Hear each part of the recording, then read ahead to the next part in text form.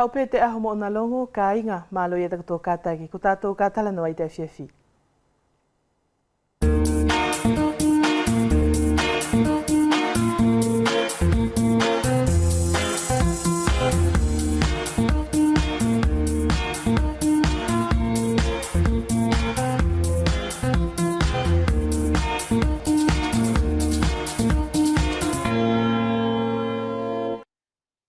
Bonsoir à tous et merci de rester fidèles à Talanoa. Pour clôturer notre voyage sportif de la semaine, nous vous invitons à nous rejoindre sur ce plateau pour retrouver un des anciens joueurs de football renommés de Wallis, M. Falaviano Manoufiwa, installé dans le village de Akaka situé au centre de Wallis. Mais bien avant cela, nous vous invitons d'abord à faire une petite escale à Futuna pour y rejoindre notre ami Apolosio Titilaiki qui nous invite pour un tawasu avec les jeunes du village de Malae dans la paroisse de Halo, un lieu d'échange où les anciens transmettent leur savoir aux jeunes. On dit tawasu à Futuna et faikava à Wallis, réunissant essentiellement que les hommes. Ko te whaingau I uvane pa mufutuna ka inga, e mahino ka koutou e iei o na taitanga da whaiva, mai te utemi kua hiri atu o ka kumai ki te lakanga aini. Te ka te temi mo te aluanei ke ngalo ia he uhuafa, o nātou ne whaiva, ta taupe I te uwhaingau I whakawhenua, pe ko te uwhaingau I matāpule. O tupuaila ia te whakawhi mai te awhiawhi ki te Talanoa, ia te tamai pe e kui I te hingoa o Falaviano Manoufiwa mai te kolo ko Akaka, ne whaiva ia I te whaingau I ani ko te aka. Ka I mua nei, o te tatou whakatahi palalau pa masi I tamai ai ni ko Falaviano Manoufiwa, e tō mamata pe mua, pe e whakawhi mai tātou, e te tuanga ane ani ko Apolosio Titilaiki mai Futuna, ki he whakatahi tauasu o te kau tūpulanga o te kolo aini ko Malae mai te palokia ko alo. E tō whakatahi la ki ai I te lakanga aini.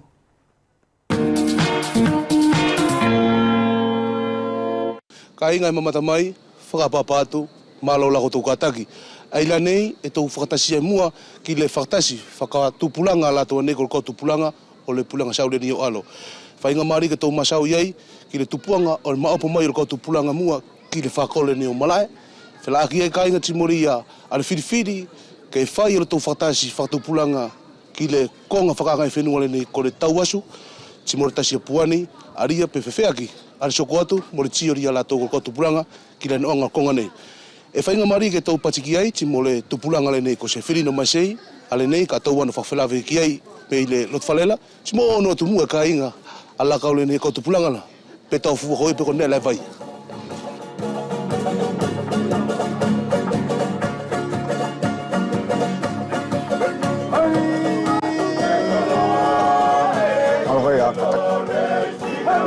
Se whirino, ala whai ala hu ka taki huai, mo le whakatari. Apolo, malo, ala whai le nonga lau ka taki, la ke hili atau le mamata mai le ni a whiapu. Se whirino, le nei le whakatasi anga kotoula, e whai mua ke keanga whakamatala mai, ka kolea ale mauinga le ia, o le nei le whakamaupu, koutou ko tūpulanga katawa o alo nei, ke whai le nei le tukorola o kakumek malai nei. Apolo, kule noanga le konga ke whalala iai, inga mo le konga kua ke tio pasoko le ni le whiawhira. Ko manatu le nina tō le plestaha o alo, la ki iai ki le katakataki puri o palokia o alo nei.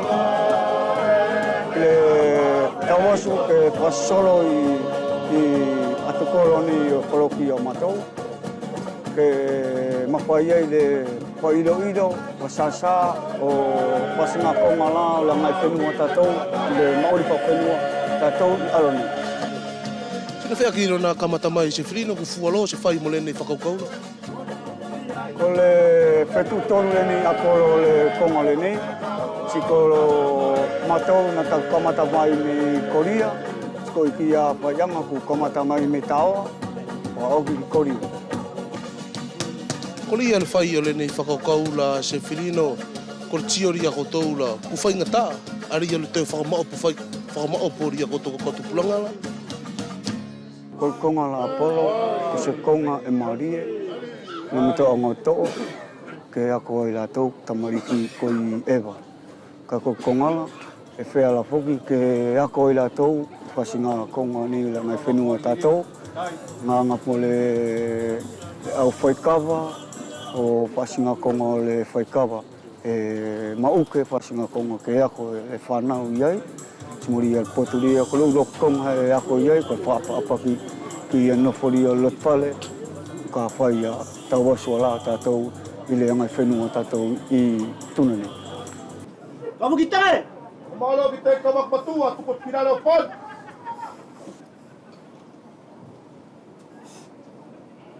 Agasui! Mauri malolo sa tura. E mauri malolo sa fesau. E mauri malolo prestau ve futura. E mauri malolo prestau futura katoa. E mauri malolo sa wala mo kamatua katoa.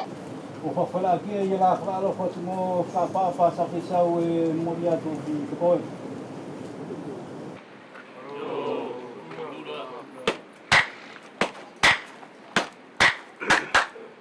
Wakawa! Una ka pakatau. Eka! Matai le va pate kaperiere.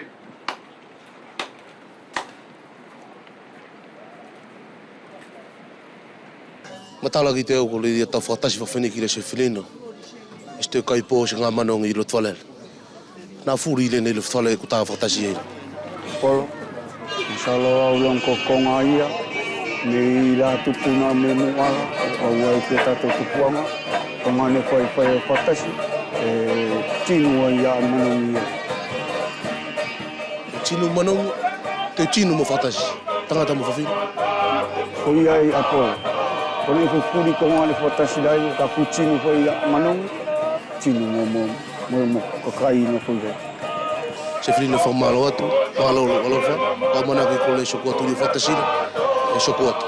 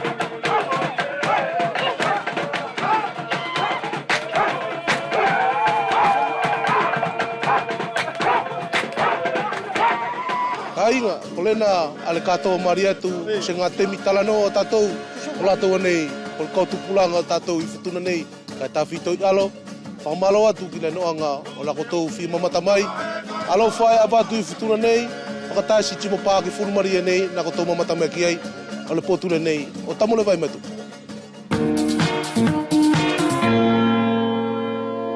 Whawhita ia pē ki si kātake a te tuanga ane mai futuna ko Apolosio Titilaiki. Et pour bien terminer notre semaine sportive dans Talanoa, nous vous présentons ce soir un des anciens joueurs de football renommés de Wallis, Monsieur Manu Fiua Falaviano, installé dans le village de Akaka, situé au centre de Wallis, âgé de 62 ans. Ki te whakaososea tu le wakainga o te Talanoa whainga o ia tātou ki te waha aini, e tō tukumuri mai lewa ki te whainga o iani ko te aka. E mahino ki a koutou ne e hahai au pito whuki a te taitangata o te temi, ne ina tō whakahoko I te whainga o iani ko te aka. O hangela ko te tamai aini ko Manu Fiua Falaviano, e mauria e te kolo aini ko aka, ne e toe iloa whuki a tōna huawha I te whainga o iani ko te aka. Ko ia Falaviano e ulua ki momori atu pe ia te uwhakaapa ki a ko I te awhiawhi, ma alope se o whaakataki I te aho nei, pe musi I o whamai whuki ki te whakaafe a Talanoa. Ai whuki. Maro kasongari si o maro rope mo tō mauri. Mo te tauhi pē ki te potu ngāue ko te tūraki te ahawhuri te tātou wharetaralong. E o tuku atu pē mua Falaviano Manu Fiua, I heki I minuta e tahi. Na ia pē ia haulea ki a mamaru whakawhenua katoa pē o tu tātou whenua. Amaro ka soa kone ko te konga ke parala mai kei mo ni pe kai amaro ne ko to atu pe i te pongo hui ate o whakamanu furi o hinga mo te mamaru furi o te teritori ani pa amaro ko ta whea ngai pe. Tuku mai lai te mo i temi ai ni wharaviano ia heki i whakamahino no nope o uhinga pe mokoe. Yo. Ko au wharaviano mano whiua. Au ko ako mātua ko aloi mano whiua mo taku whae ko soana seilala. Mo tō ki whamiri mo tō tō whurumatahi pa au tūranga toru i mo tō ki whanau. Wharaviano e ilo i a tō hua whai i te whaingau i aniko te aka i uwene e pēr mo futuna. Ne anga whewhei e te kamata anga mai o tau whia whai ki te whaingau i aniko te aka. Lia ka soa.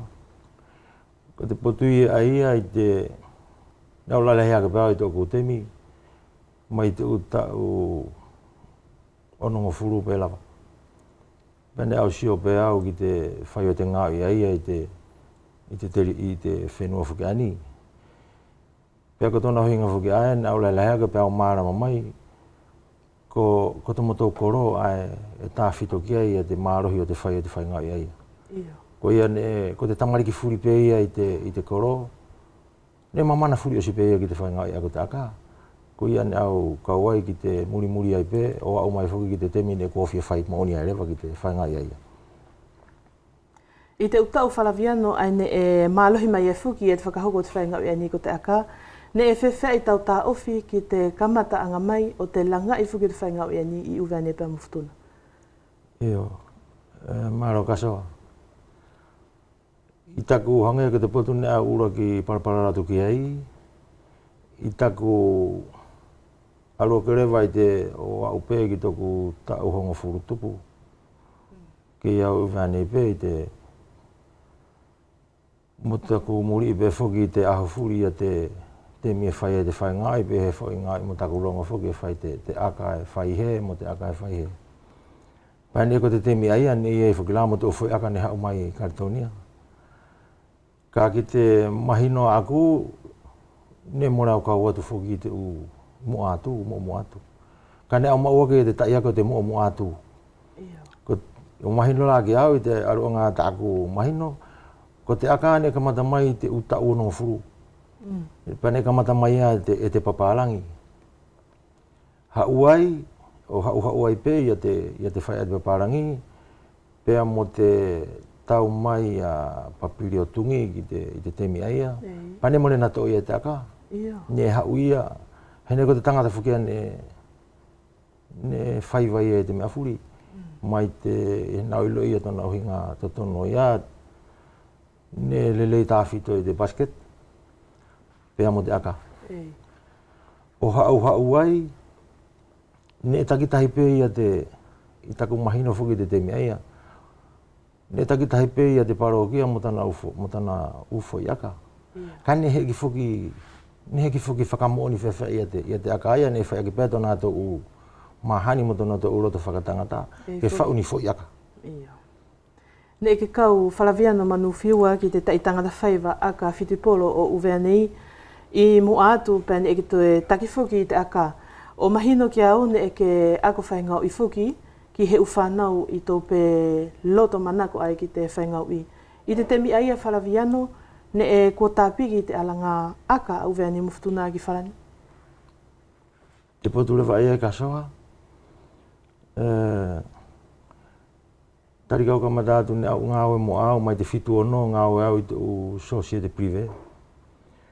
O au ki te varu ni mā sanuario, varu mo furumani mā. Kai te waha a temi aia, ne au i te ki temi aia maua ia toku awa lelei pe i taku siofuki ki te pea mo taku muri i tā whito ia te potu ania te aka. Ne au whai te ki ako ngāo i ki te tamariki liriki. I te temi pe aia ne maua toku ki temi. O au mai lewa ia ki te temi aia varu ni mā. Ko te temi aia ne kua nofo ai ia te taki o te aka i Uweanei. Au hange ia pene ko te temi aia ne taki ai harangahu mikare i te temi aia. O foki whaalewa ia te presta aia o maharo i te temi aia ne pene whaihana tō whelongo i whakapureanga pa ko tā whakila mo te pēa mo te whaingao i. Ea vai te tohi ki au i tako kei ngā te prive, e tonu kau aruau o tō ia te ngau i ani ko te aka i te servisi whaingao i. Ko e la ia te tupuanga rewa taku, whetongi rewa taku ngāue, o aru langi tupu pēr ko taku ko te konga whakai au whai au o te tamariki au tofi e pe whakau. Aki pē toku manako ai te ngau i, ka ne mori whakakoia ko he tangata ne whea i whau i te konga ia. I te tau awhihi wangi au whitunga whuruma walu wharawia no manu whiua, ne ke kamata ako ia lewa i te uwhanau tupulanga ki te whaingau i whukia ni ko te aka. Pea ke hunga au whuki lewa i te servisi ai ni o te whaingau i. Ne whewhai mai lewa i te hoko mai o te aka i te utau ai a wharawia no. Io. I te warunga whuruma maanima, pea uru lewa whukiau i te servisi ani o te whaingau i te mahina ako whapuario. Ka ko te kei toi tau e lua pea ko te teu ai ki te whaingau aki ki numea. Ene whai te waru fitu. Pea ko i te waha temi ai ane heki whuki hoku ia pepa tā whito ki au ako whuki te tamariki he tonu whuki hau pepa. Aki pē te manako a ki te ngau i ne au ako whea peau. Kai i te tamariki ipe, ka ki te aka ai a hange ko te potua ke paralau ki ai, ai te whakahare te aka i uwani.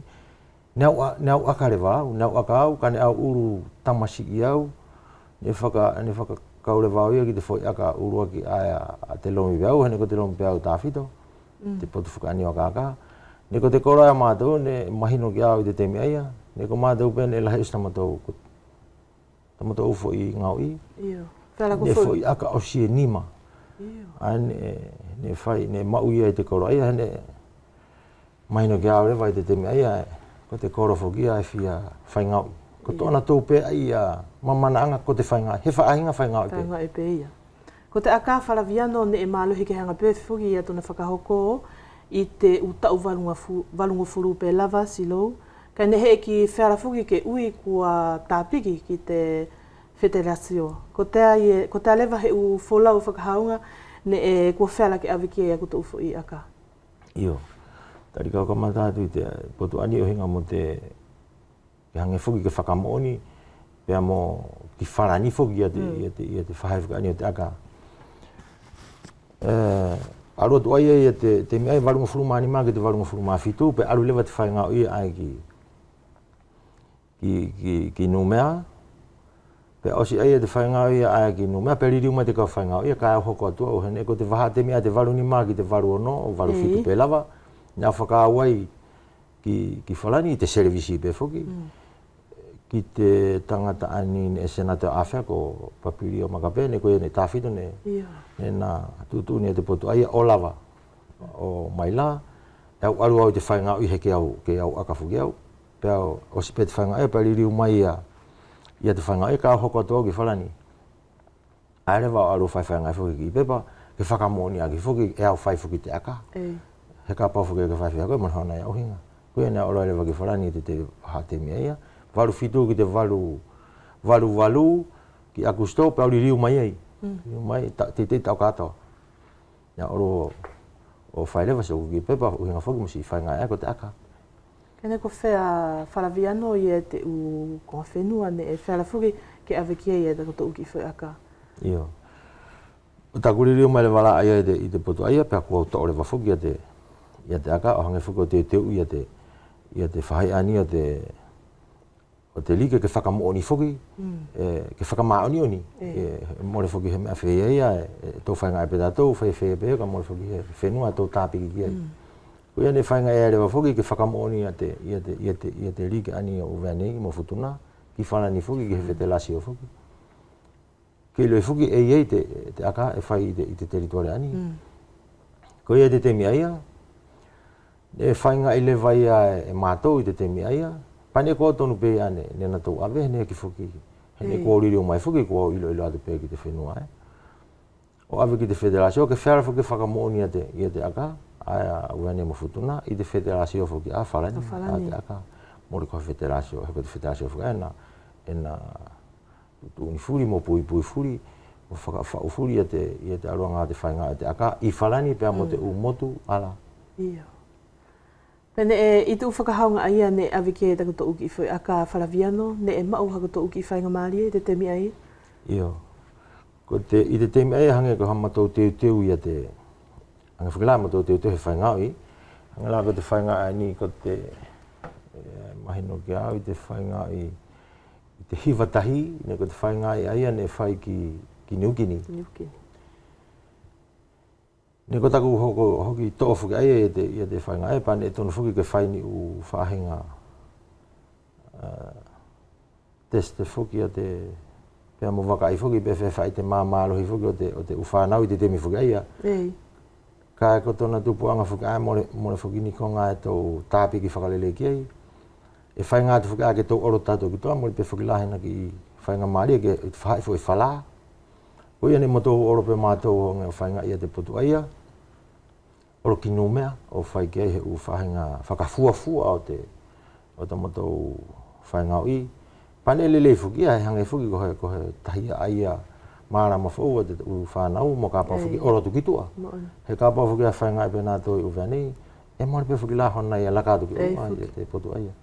Ko ia ne ha mai ki au te temi aia ko te potu ai mauhinga ke oro te tamariki ki tua o whakaha pea mo mau te whuki ni hi atamai fo whuki pea mo u poto fo mo to sio te whuki he ukonga e kehangi ia I te ukonga e whai uwani. Ka ne whewhai e te uki I la palasi whuki ne kato mau I te temi aia? I te temi aia nau tō mai ai au ia te konga ne mo le whawhewhai fuara whewhai whuki ta aku tō mai. Ko te ola parasiani mo tau ne mau e mātou ke mahina whuki ki a koe, mo le whuki ko uwea nepe. Ko whenua e ua furu mālua, pe ua furu mātou pe lava, nā whiara whuki ke whia. E mo tau no whu mātou I te uwhakatu utu aia, mo tau tūranga hongo furu tupu. Ne more he me taia ne mau. Ko te konga ia ane lelei, ko te aro te tamariki o sio ki te tahi whaahinga, whainga I whuka o whenua, pe whuki a te Pasifika, he ko te Pasifika e nahanga whuka ta o tānaki a ki I motu furi aia e ua furu tupu, ua furu maru, ua furu mātou.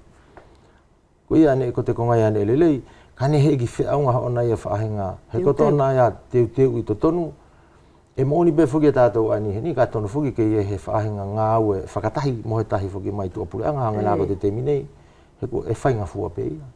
Ka ko tātou pe whuki a mo le tau whaa, ngā tātou, e hange ia, e tau ui pe tātou, ko tau lele pe tātou, he ki tau lele tātou. E tonu ia ke ia nihi e māmaru ngā ke, he ne ko te temilai ai nau toa iau, ne au kore au ki te tangata ia mai wharani, ke hau ia o toko ni mai, mo au mai tona ata mai, o teu ia ki tau whainga e, kane more. E hau whakatemi pe whukia pe aria, a pe ni mahina tahi pe lua, uhi pe ko te whainga oi, pe asia pe aria, mo te whukila, ona whaahinga lakatu ki mua, mo kana ne no whukilai uvani. Ka ko te alewa te u sio mo te u manatu a koe wharawia no manuwhiua, ne whera ke puke mai te u whakatutu o te u ngau I whakapasifika I te temi aia? Ko te u ngau I whakapasifika aia I te temi aia, I te temi ane kei mo tau temi a whea, ko te tahi whakani temi wha mai. Ne au hange I au, ne leleanga te haha I a te u tamariki am te u whanau ane na tau whainga I te u temi ane. Pea tōna tupuanga, wharaviano? Muna uilo ia pe ko te aru o te temi, ani a pe I te temi ani. Hene ko te temi whoki ae, ne ko te tamariki I taku mārama mai, ma taku mahino, e ke uia tu peko ki te tamasi e nofo I lawenga hau, e nofo I ālele. E whaita tō whainga au ki kawhika I te hola ae. Pai hau lalo pei. Hau lalo pei ki te whainga au. I te temi aeni, ka ki e tuko ki he tamasi e whainga e tātou ki kawhika e ke hau I te temi ae. Ke ka aruko ku mai tōna api, a ki ta au motoka. Ko tōna hinga ae, mole e pipiko alo nātou.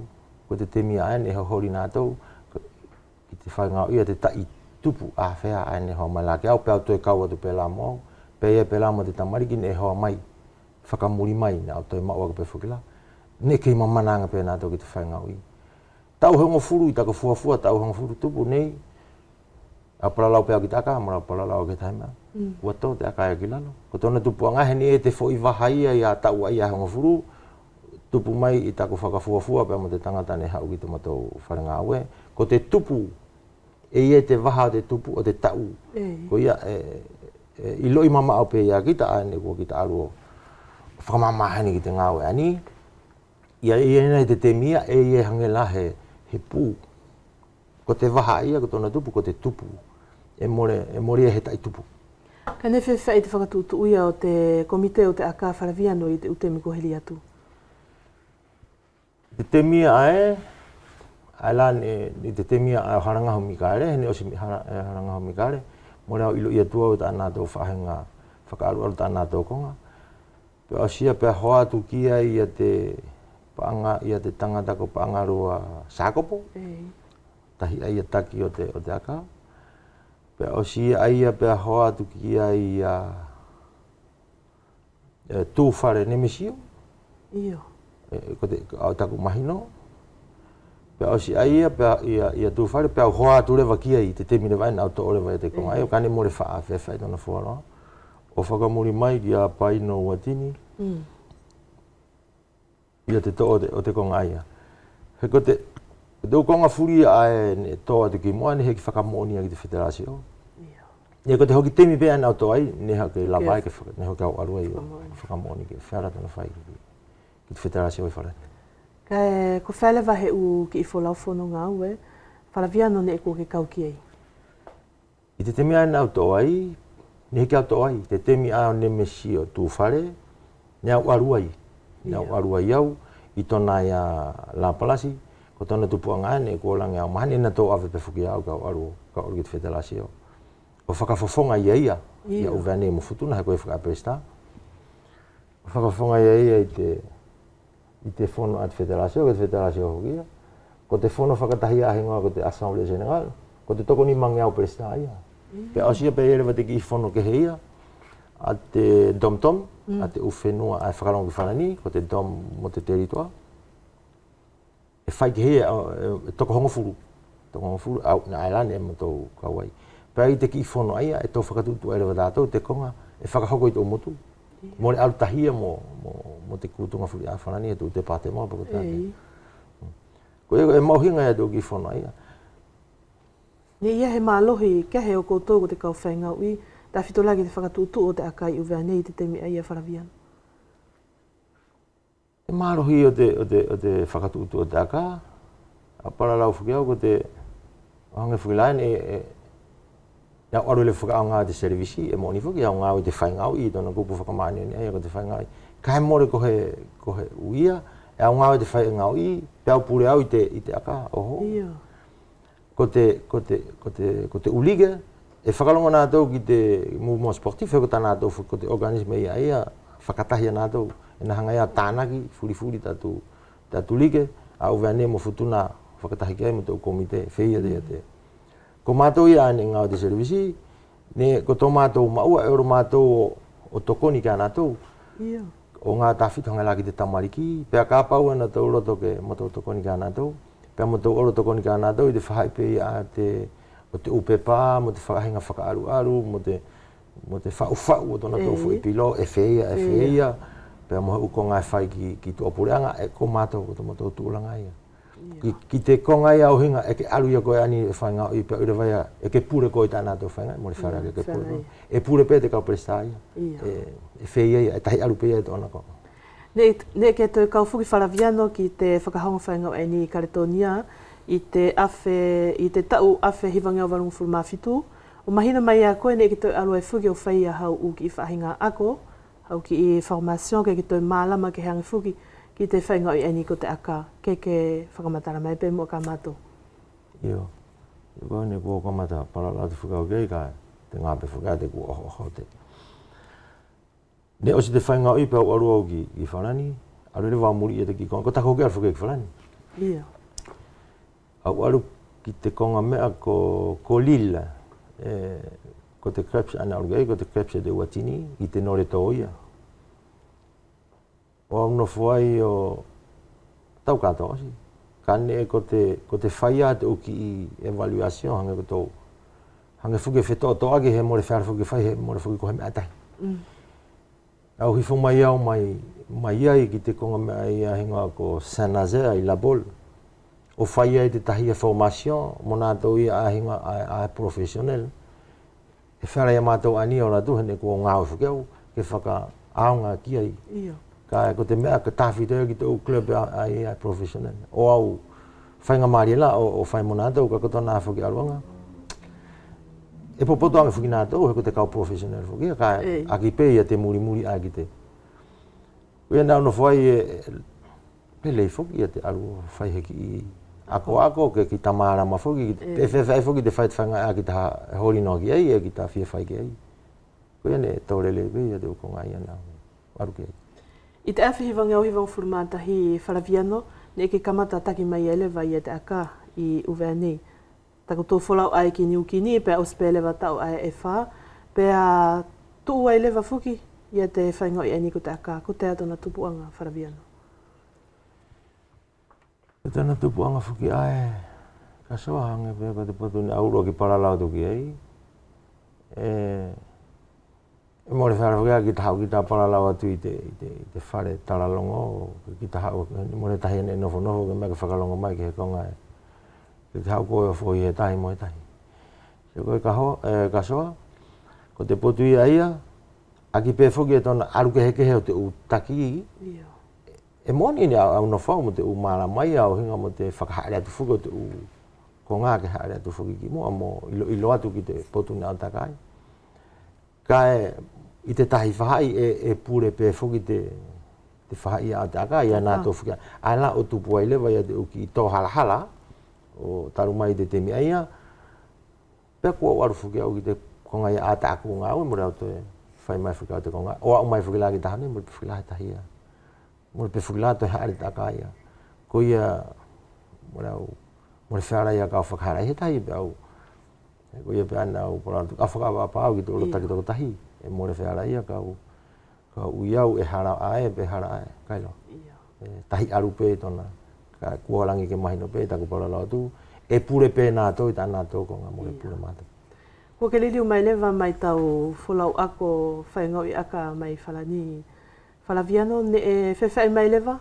Ia tau to o lewa i te uki whanau tā whitola ki te u selection. A paralau pe au ki te u whanau. E ne ko te konga ane au nofo pe au te i te ilewa ka hange ko au mamahi pe i te konga ne kua hoko.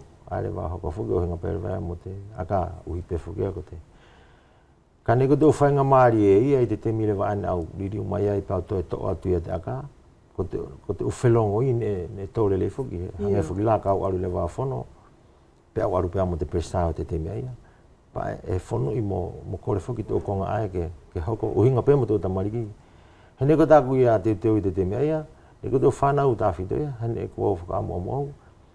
Ke kau fuki au vane, ki te awe fuki ahe i e fuki a te whakahaonga whakatamariki honga la ko te vaenga mai te hongo furu mawhanga furu mani maa. E whai kartonia mo tahisi mo heni, heko mo te pe fuki a te tuare ai a wharani e toru. Pane e ko te temi aia ne ia te whakatuutu uia. Ke whai pera te o championata ki tahi atu terituare. Pea ko ai pe ia e mua pe awake fuki ki whanani ke whai te whakahaonga iai. Hene ko te o whainga maari fuki, ka tōko fuki o hinga pe mo te konga ai. E whai e pela mo nā tō ane la lahi. Nau te whainga ai fuki ka. Tōko vipe i tō konga furi neho. I te utemine e ke taki ai fuki wharaviano i te aka i uwea nei. Ko te ate u manatu, te u whakakaukau a koe toko tahi, ne e whara ke langa i fuki i te whaingau i eni ko te aka. Ko te mori ko he whakakau, e moni fuki ko te u whakakaukau fuki ne au no whamoia ne more lewa kua ne ko he tangata ne fuawhea lewa honga ko te kauta mai ako ngai mai. Ka ne tahi arupe fuki te tangata mo tana whakaukau, hinga pia mahana tō he konga ne manako ki ai. Hene ki au lai e tāko whakaukau. Ko te whaingai furi ai uwea nei e whara pia ke uia ki te konga ai tonu ki au. Kai songo pela ki te temi ani ki te lupi ko te pare mo teme. He koe la e kaku nātou ki ai. E whea la pe ia. Ko te vai pe ia tātou, pe mo tātou pe mo le tau whelongo I le lei he konga. Ke tau whauwhakalele ha tātou konga, ke tau haere atua ke mua, ke awata whaki tau whanau ke runga. Ke aulai ko tāku mo misi, kana ne hoko mai la tāku mo misi ne kaku pe ia. Longo pe tau nā whainga tāku. E mahina mai whuki mai a koe wharaviano, ne kua te ite pe whuki ke hu I te aka uwea ne mufutu nā ki te FIFA. Hange ko te konga ane apala la tu kia hinga mo te tamariki. Ko whai ai lua e pe lao na tangata I uwea nei ne kua mālama ki te konga ai taku. Ki te potu aia, I te temi ane au whainga iai. Ko te tamariki pea mo uwea nei mo futuna.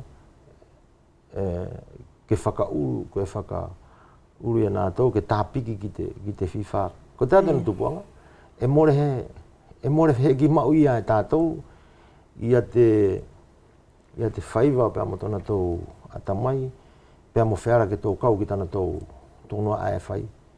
Ko te potu ia ae ne whai ke tā mātou whakaroaru whea pē tahisi monu mea, ko te konga pē whukane mo tau tāranga okay.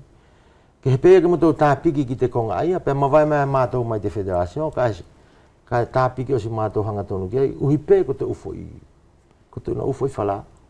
E ri mai whuki ai nātou, ia te whala ke whakaare whuki, ia te liga, e tau riri o tātou federation, te mea ko tō ora ki FIFA. Ko nātou le vana tō whakapaanga mai ia te rike, pēr mori whuki kone ki hi whala. Hene ku osi ilo e whuki mātou, ko te konga ene mo tō tānanga. Ko aru whuki la numea pikike, ko aru la tahi so pikike, ka tōno ara whuki te konga ene, ko whaingai. Ka ko te uvainga silo mai pe wharaviano, ko te uvainga whalafuki ne whakamooni pe whukia e te pureanga. Ko te uvainga whalaya te a whalania mori koni whaingai hani. Ko I ane whainga ke tō mai whuki, mo whaingai te tō whaingai. He kāpau mori he whalaya, mori whalaya ke, ko whala whuki te whaingai ake hare. Songa peko ki te temi ani, kāpau mori whai he whainga whakauka tō mātu o mawhanau. Whai he pini ko o pako tāhe. Mori whala he whalau ia ke ora whuki tō tamari ki o sisio. Mori mea ko te sisio. Ora whuka whilawe moni he maru ngā ke whuki anato. Ko la, ko te konga whiala, nā roto ki ai. Ne ke toi wholau whuki wharaviano manuwhi ua ki futuna, o toi ako ia whuki e te uwhanau futuna. Ko ai ne e ngau whakatahe pia moko e futuna? Io, ko te temia aia, ane ko ngau e lewa te whaingau I. Ne heki whuki he tahia ne hange heki nā mau whuki he pia mo whiara ke na hanga o te tamariki he tapu he e whuki tona ulau. Pia aru lewa, e ma ore waka aru. Pane au aru lewa ko te temia aia ne ngau animatea pe ia te tamai ai ko takaniko pare napa. Ia. O mā ngau e whakatahi la, ka kui te mau ai ai te utau ai a. I taku mana tu I mai te utau ai a, e te pe kau tua whā. Aina au aru ane ke au toa ai te tua whā I te tau. Ki futuna au na whamahina kātoa. Waha kātoa, waha alua, whepe te. Pane whai whuki hene ke ki ta mana whukita ki te ngau I. O au mai le vai aia ki te hiwanga furu mātahi. Ne maro pe la mo te tangata ki te whai ngau I. Ai New Guinea. Pea maari liu mai lewa mau au ki te hiwanga furu mālua. Whakaasi pe la. Pe ko te hiwanga furu mātoru. Pea. Ako le whafu gai si tu tāma ke ani la o mawai ai. Pea mawai atu te ki tangata I ai a kātoe hoko mai a te ki te tahi o tangata ko Masei Sone Maria. E anu fo ari ki whuki nei a iono. Whainu wele. Ia. Kā umai no whuki kāko, kā ko ki ta ari ki kita. Tau pe whuki la mo veni. Pea moro ki te whai ko hao ngau. Pea kina whana whore wako I o koe, whakarongorongo pea ki te uko ngai a hako mai maa te koro, pea mo te kaoriki. Wena, kaso ngari, na potu ko tare te ki te whai anine ke whehu mai. Ka I te whaingau I aini ko te aka, ne ke whai vai wharaviano, ko tāne e mauhinga I te aka. Ko te potu I ane mauhinga ki a te aka, mora ile whakau ki te tangata furi. Aki langi pē te ilo I taku pe whuki hoki li liu mai ai taku aru ai au. O sio. Sio whuki au ki te hai ai maarunga ke ia.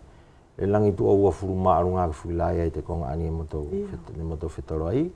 Hene ko aru whuki lau o aru pe au ki o sio I te wakonga I te u. I te ufo inga ai I whuki e professional. Te temi ai ne au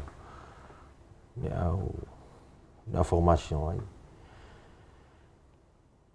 I te temi ai ne mahino ki au pēr ne ahau pē lau ke heni, pēr au hange whuki au whai taki. Ko te ukonga ai ne tuku mai te tangata ane na ako mātou. Ne e ke aru te whuki ko ki te ako, Pe au mai fuki atu utohi.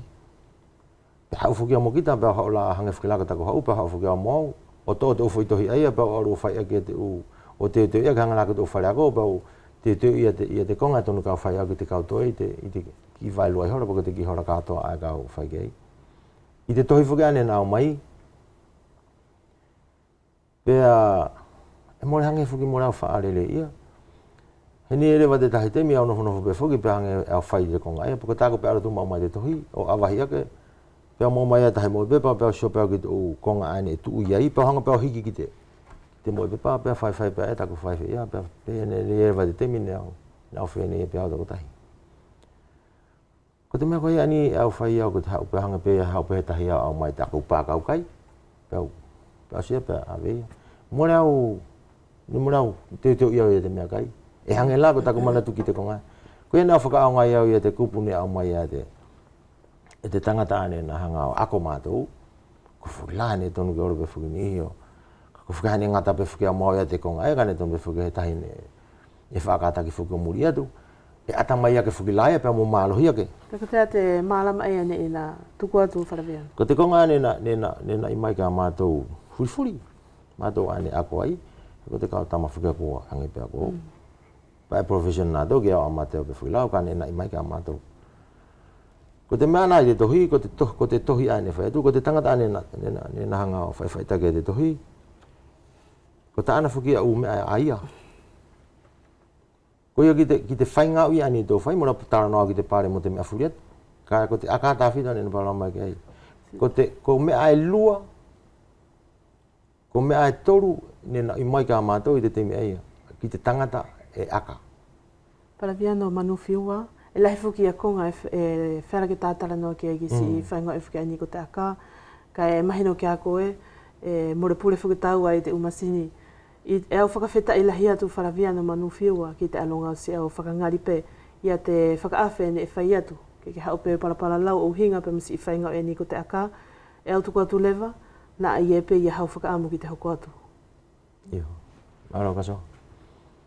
O te ki whakaamu pe ia e au tuku atu i te hei whinei, o tāko pē kore ki te mawai au i te whai o te aka, ko tāko pē kore ki te tamariki furi o te temi ani, ko te temi ko hariki moa. Pea kua iei te o whainga maari e, ka kua vai te konga ae uhi hange ko te ako, ka taki te whainga au i he maua pētō mauri, mo tō ka hau. Whakamalo atu whalaviano manuwhiua ki si au ofa. Elle s'appelle Gwenaëlle Soana Tokotuu, originaire du village de Leava dans la paroisse de Singave à Futuna.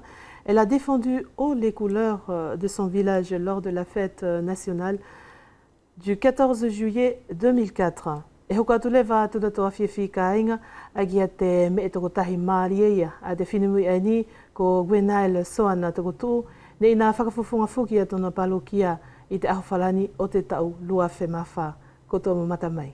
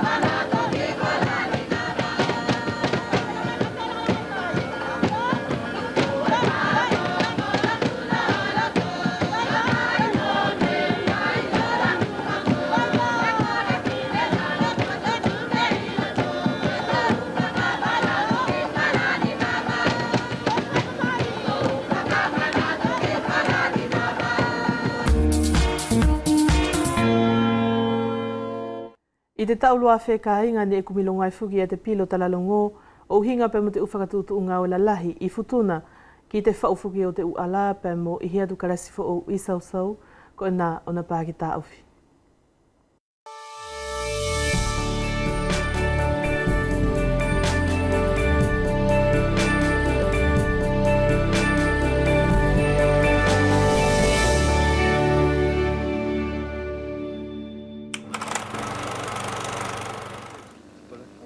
D'emblée, la Commission a procédé à des visites techniques de l'avancement des travaux, et cela en compagnie du délégué et du responsable des TP de Futuna. Au programme, les ponts de Leava et de Tawa, les futures classes de l'école de Sausau et les routes. On n'a pas visité que les deux ponts actuellement en train de se terminer. On a visité d'autres ponts aussi, que ce soit à l'eau à Singapore, c'est-à-dire on va essayer à l'avenir de rénover tous ces ponts-là, parce qu'ils sont usés, quoi. Hein. Mais ils peuvent tenir encore quelques temps avant de rénover, que ce soit des ponts à l'eau, que ce soit des ponts au royaume de Singapore. D'autres sites qui imposent au pouvoir public vigilance en ce qui concerne la sécurité des usagers ont été rationnellement observés et discutés in situ. Un programme de priorité sera élaboré en concertation avec les chefferies et il faudra de nouveau les financer. Quant à l'accès au plateau d'Alo, il est bloqué en séjour par un litige opposant le chef de Tawa à celui de Malaé. Le fonds de 14 millions prévu pour ces travaux l'est également. En ce qui concerne les plateaux, surtout à Fongalo, au royaume d'Alo, actuellement il y a un litige entre deux chefs coutumiers. Donc la commission permanente va trancher la semaine prochaine. En fait, l'Assemblée pourrait trancher cette semaine. Tous les travaux concernant les routes sont déjà soumis à appel d'offres, mais sont techniquement initiés et supervisés par les travaux publics. Soulignons en passant les retards dus aux impondérables de l'insularité et à des problèmes techniques très pointus, comme celui de la qualité des graviers concassés. Enfin, l'essentiel de ces futurs nouveaux travaux à Futuna concerne en particulier certains ponts rendus dangereux par leur vétusté.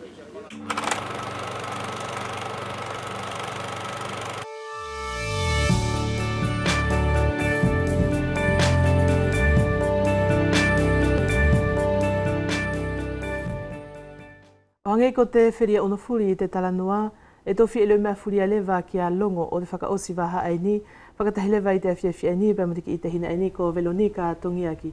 Ko ia Veronika, malo pesa au kātaki. I foki ka songali malo pea se au kātaki pēmate te ulaki peo te ngāwe, o whia ki te kainga e matamai te awhiawhi malo pea takoto kātaki. E moto whakalunga tu lewa Veronika. Ko ni lewa ka songali ani ki ilongone e mao mai ki te whakaosi waha ani e kamata aki pea he whono mao hinga e whakaukora nei te pongpongi moeaki e pau ia tukia ia nātou ko te ukau tahi furi peo te hae whawhine o whee pe lava ki a nātou ko te hae tangata mo whawhine e ngau e whakatupunga. Ko te whono aia e whakaukoa nei aka I te pongpongi kamatatu I te holahi wā uhu. Pea kia ko tō lewa e mana ki te whaingau I ko te pale whakatua koi atu ia te tohi ngoa te ufo I pale e whie kau ki te uwhilawa I pale ka whakahokoa nei ki te ipu whakateri tuale e whakaosia tua nei te tohi ngoa I te apongpongi moeaki a hawhitu o Solio. Pea e tō mahino mai ka soangali whakahokoa nei pea mohe ki inga ukumi mauri o te ligo o te pale I te ahotapkat umai I te whalifono ai nao ahoa o kamatatu I te holahi wā uhu. Pea tō whakaosi lewa ka soangali e te uki ilongo te whakaosi waha a aki pe he tahi longo whaingaui. Ta whito te whaingaui ani ko te lipuru e mahino mai e whakahokoa nei te ahotapu ka hau ia he pau I lipuru. Ana tō ko te u whanau e amanaki whaifolawa nei o whakafofonga o tatou motu I te whakatahi lipuru Boule d'Argent e whakahokoa nei I New Caledonia I te mahina kat umai a Neo Augusto. Pea e whakahokoa nei ia te pau I ka whikatu utahi o ka matatu pea nei I te mātahi. E pau I atu e koutou e mamana ki te whaingau I ani ko te lipuru ke koto o mai kaunga maalia ki te whakatahi ani. Pea ko e nā la kasongali e te katoa tu ulongo ne whela ke tā whakatahi ke te awhiawhi ani o wheepe ki te kāinga e mamata mai te awhiawhi. Whakawheta ki sau kātaki Veronika Tongiaki te arope fugi o kumilongo mai o uhinga pēr musi o tatou whakaosi waha a ke hoko atu pēr mumanu ia fugi e te whakaosi waha a ki a koe. E tō tukumuri mai lewa ka inga ki te maholo mo o whakakoro aki o te uwhake lahi ki si I koto e mamata mai I te awhiawhi. Ko te ki hiva aini ka hua ki atu e te maholo aini ko te alofi uta e mautonu e fuki a kafuri no tua ula e mauria e te kolo ani koliku. C'est parti pour notre séquence clip dans Talanoa avec ce chant traditionnel dédié à l'île Sœur Futuna qui vous est offert ce soir par la formation Alofi Uta menée par M. Tuaula Kafolino, installé à Liku au centre de Wallis. Regardez.